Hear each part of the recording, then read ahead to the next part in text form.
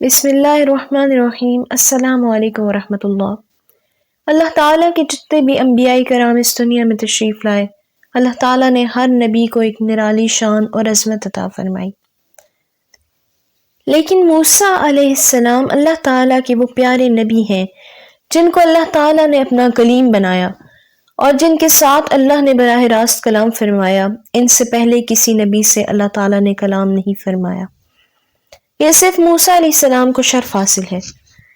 آج کی اس ویڈیو میں ہم آپ کو اللہ تعالیٰ کے پیارے نبی کہ جس کو نبوت بھی ان کی رحم دلی اور مخلوق خدا سے محبت کی وجہ سے ملی، حضرت موسیٰ علیہ السلام کی شادی کا واقعہ بیان کریں گے کہ حضرت موسیٰ علیہ السلام کی شادی کس طرح ہوئی، اور حضرت موسیٰ علیہ السلام کی شادی کا حق مہر کیا تھا، اور حضرت صفورہ کون تھی کہ جس کی پاکیزگی کا ذکر اللہ تعالیٰ نے قرآن پاک میں بیان فرمایا ہے۔ ان تمام سوالوں کے جوابات قرآن و حدیث کی روشنی میں آج کی ویڈیو میں ہم جانیں گے، لہٰذا آپ سے گزارش ہے کہ ہماری اس ویڈیو کو اینڈ تک دیکھیے گا۔ مصر کے اندر ایک ایسی قوم آباد تھی جو کہ تعداد میں بہت زیادہ لوگ تھے، جن کو قبطی قوم کہا جاتا تھا۔ یہی وہ لوگ تھے جنہوں نے سب سے پہلے فرعون کو خدا مانا۔ روایات میں آتا ہے کہ حضرت موسیٰ علیہ السلام ایک مرتبہ کہیں سے گزر رہے تھے کہ آپ نے دیکھا کہ دو لوگ آپس میں جھگڑ رہے ہیں۔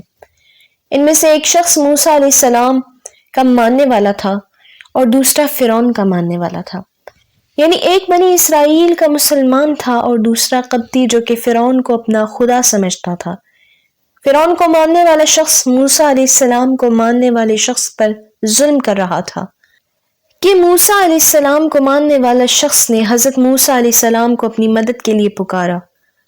حضرت موسیٰ علیہ السلام اس شخص کی مدد کے لیے آگے بڑھے اور اس قبطی کو زوردار مکہ مارا۔ موسیٰ علیہ السلام نے جب یہ دیکھا کہ وہ شخص مر چکا ہے تو حضرت موسیٰ علیہ السلام فرمانے لگے، یہ تو شیطانی عمل ہے۔ اس کے بعد موسیٰ علیہ السلام اللہ تبارک و تعالیٰ کی بارگاہ میں معافی طلب کرنے لگے۔ اللہ تعالیٰ نے حضرت موسیٰ علیہ السلام کو معاف فرما دیا۔ چنانچہ اسی دوران اس قتل کی خبر فرعون کے محل تک پہنچ گئی۔ حضرت موسیٰ علیہ السلام کے ہاتھوں ہلاک ہونے والا شخص چونکہ فرعون کا چاہنے والا تھا، لہٰذا فرعون کو جب اس بات کی خبر ملی تو فرعون آگ بگولا ہو گیا، تو اس نے یہ حکم جاری کیا کہ موسیٰ علیہ السلام کو تلاش کیا جائے اور معاذ اللہ ان کو شہید کر دیا جائے۔ فرعون کا یہ حکم سنتے ہی فرعون کا لشکر حضرت موسیٰ علیہ السلام کی تلاش کے لیے نکل پڑا۔ یہ خبر سنتے ہی ایک شخص جو موسیٰ علیہ السلام سے محبت کرتا تھا وہ دوڑا ہوا آیا اور موسیٰ علیہ السلام کی بارگاہ میں حاضر ہوا اور موسیٰ علیہ السلام کی خدمت میں حاضر ہو کر عرض کرنے لگا کہ اے موسیٰ، بے شک فرعون نے آپ کو قتل کرنے کا حکم دے دیا ہے، لہٰذا میں آپ کا خیر خواہ ہوں اور میں یہ چاہتا ہوں کہ آپ جلد از جلد مصر کو چھوڑ کر کہیں اور روانہ ہو جائیں۔ چنانچہ اس کے بعد موسیٰ علیہ السلام نے مجبوراً مصر سے ہجرت کرنے کا ارادہ فرما لیا اور موسیٰ علیہ السلام نے مصر چھوڑ کر مدین جانے کا فیصلہ فرمایا۔ مدین وہ مقام ہے کہ جہاں اللہ کے برگزیدہ نبی حضرت شعیب علیہ السلام موجود تھے۔ مدین ایک صحرائی بستی تھی جو کہ فرعون کی سلطنت کے حدود سے باہر تھی، لہٰذا موسیٰ علیہ السلام مصر کو چھوڑ کر مدین کی طرف روانہ ہو گئے۔ جب موسیٰ علیہ السلام مصر سے مدین کی طرف روانہ ہوئے تو اس وقت آپ کے پاس نہ کوئی سواری تھی اور نہ ہی کوئی زادِ راہ تھا۔ اس سفر کے دوران موسیٰ علیہ السلام نے گھاس اور پتے کھا کر گزارا کیا۔ مصر سے مدین تک یہ سفر موسیٰ علیہ السلام کی زندگی کا سب سے مشکل ترین سفر تھا، کیونکہ موسیٰ علیہ السلام اس راستے سے واقف نہیں تھے اور نہ ہی آپ کی کوئی رہنمائی کرنے والا تھا۔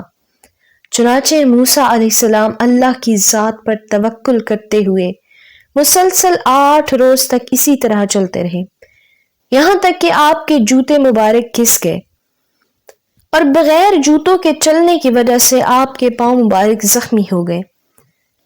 چنانچہ اس مشکل سفر میں اللہ کے فرشتوں کے ذریعے موسیٰ علیہ السلام کی مدد کی گئی اور موسیٰ علیہ السلام کو سیدھا راستہ دکھایا۔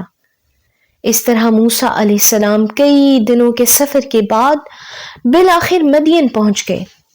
جب موسیٰ علیہ السلام مدین شہر کے کنارے پہنچے تو آپ نے دیکھا کہ وہاں ایک کنواں موجود ہے جس سے وہاں کے لوگ پانی نکال کر اپنے جانوروں کو سیراب کر رہے تھے۔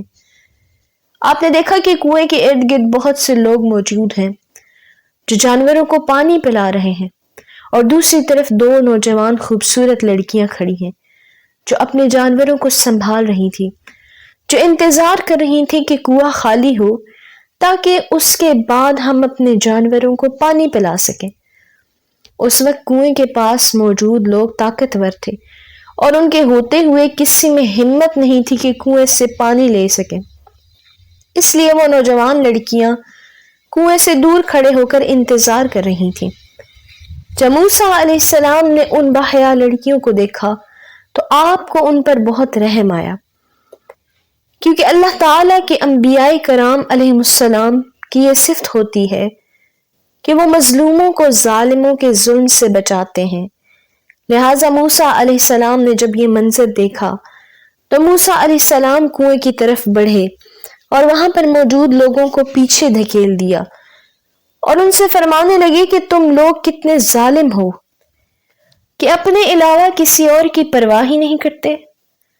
جب ان لوگوں نے موسیٰ علیہ السلام کی طرف دیکھا تو وہ لوگ سہم گئے، کیونکہ موسیٰ علیہ السلام اپنے لباس اور جسامت سے ایسے لگ رہے تھے جیسے آپ کوئی قبطی سردار ہوں۔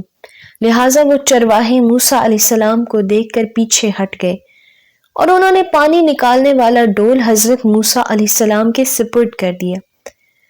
چنانچہ موسیٰ علیہ السلام نے کنویں سے پانی نکالا اور اس پانی کو ان باحیا لڑکیوں کے حوالے کر دیا اور آپ پیچھے ہٹ گئے۔ اس وقت دھوپ اور گرمی بہت تیز تھی اور کئی دنوں کا سفر کر کے موسیٰ علیہ السلام کو بہت بھوک بھی لگ رہی تھی، مگر آپ اس شہر میں تنہا اور اجنبی تھے اور آپ کو کوئی کھانا کھلانے والا موجود نہیں تھا۔ لہٰذا اپنے قریب ہی موجود ایک درخت کے سائے میں بیٹھے اور اللہ کی بارگاہ میں دعا کرنے لگے کہ یا رب العالمین، میں اس کھانے کا محتاج ہوں جو تم نے میرے لیے نازل فرمایا۔ ادھر یہ دونوں باحیا لڑکیاں اپنے جانوروں کو پانی پلا چکی تو اس کے بعد یہ اپنے گھر کو روانہ ہو گئیں۔ یہ دونوں باحیا لڑکیاں اللہ کے نبی حضرت شعیب علیہ السلام کی بیٹیاں تھیں۔ جب یہ باحیا لڑکیاں عام دنوں کی نسبت جلدی گھر واپس آئیں تو حضرت شعیب علیہ السلام ان سے پوچھنے لگے کہ آج جلدی گھر آنے کی کیا وجہ ہے؟ تو یہ عرض کرنے لگی کہ آج کنویں کے پاس ایک نیک شخص ملا ہے جس نے ہماری مدد کی ہے اور جس کی وجہ سے ہم جلد واپس آ گئے ہیں۔ یہ سن کر حضرت شعیب علیہ السلام اپنی بیٹیوں سے کہنے لگے کہ جاؤ اور اس نیک شخص کو میرے پاس بلا کر لے آؤ۔ ان دونوں میں سے ایک باحیا باپردہ ہو کر حضرت موسیٰ علیہ السلام کے پاس ان کو بلانے کے لیے روانہ ہو گئیں۔ وہ حضرت موسیٰ علیہ السلام کے پاس پہنچ کر کہنے لگی کہ میرے والد آپ کو بلا رہے ہیں تاکہ آپ کو اس کام کی مزدوری دے جو آج آپ نے ہمارے لیے کیا ہے۔ پہلے تو موسیٰ علیہ السلام نے اجرت لینے اور ساتھ چلنے سے منع فرما دیا، لیکن جب آپ کو پتہ چلا کہ جس شخص نے آپ کو بلایا ہے وہ اللہ کے برگزیدہ نبی حضرت شعیب علیہ السلام ہیں تو موسیٰ علیہ السلام آپ کی زیارت کے لیے ان کے ساتھ جانے کے لیے تیار ہو گئے۔ اس طرح حضرت موسیٰ علیہ السلام اس لڑکی کے پیچھے روانہ ہو گئے۔ رستے میں جب تیز ہوا چلتی تو اس لڑکی کی پنڈلیوں سے کپڑا ہٹ جاتا اور موسیٰ علیہ السلام حیا کی وجہ سے اپنے چہرے کو کپڑے سے ڈھانک لیتے۔ جب 2 سے 3 مرتبہ ایسا ہوا تو موسیٰ علیہ السلام نے حکم دیا کہ آپ میرے پیچھے چلیں اور پتھر کے اشارے سے مجھے رستہ بتاتی چلیں۔ لہٰذا وہ باحیا لڑکی حضرت موسیٰ علیہ السلام کے پیچھے ہو گئی اور پتھر کے ٹکڑے پھینک کر رستہ بتانے لگی، یہاں تک کہ حضرت موسیٰ علیہ السلام حضرت شعیب علیہ السلام کے مکان تک پہنچ گئے۔ حضرت موسیٰ علیہ السلام کو دیکھ کر حضرت شعیب علیہ السلام بہت خوش ہوئے اور آپ کا استقبال کیا اور اپنی بیٹیوں کو حکم دیا کہ کھانا تیار کرو۔ جب کھانا تیار ہو گیا تو شعیب علیہ السلام فرمانے لگے کہ ہمارے ساتھ بیٹھیں اور کھانا تناول فرمائیں۔ حضرت شعیب علیہ السلام کی یہ بات سن کر موسیٰ علیہ السلام معذرت کرنے لگے اور فرمانے لگے کہ میں آپ کے ساتھ کھانا نہیں کھا سکتا، میں اللہ کی پناہ چاہتا ہوں کہ کہیں یہ کھانا اس بات کی اجرت نہ بن جائے جو میں نے اللہ کی رضا کے لیے کیا ہے۔ لہٰذا شعیب علیہ السلام فرمانے لگے کہ اے نوجوان، یہ کھانا آپ کے اس عمل کا بدلہ نہیں ہے، بلکہ ہم مہمان نواز ہیں اور مہمان نوازی کرنا ہماری اور ہمارے خاندان کی عادت ہے، اور ہم اللہ تعالیٰ کی رضا کے لیے مسافروں کو کھانا کھلاتے ہیں۔ چنانچہ موسیٰ علیہ السلام نے یہ بات سنی اور آپ ان کے ساتھ بیٹھ گئے اور کھانا تناول فرمایا۔ اس کے بعد موسیٰ علیہ السلام نے مصر میں پیش آنے والے تمام تر واقعات کا ذکر حضرت شعیب علیہ السلام سے کیا۔ حضرت شعیب علیہ السلام نے موسیٰ علیہ السلام کو یہ تسلی دی کہ اب آپ کو گھبرانے کی ضرورت نہیں ہے، کیونکہ یہاں مدین میں فرعون کی سلطنت و حکومت نہیں ہے۔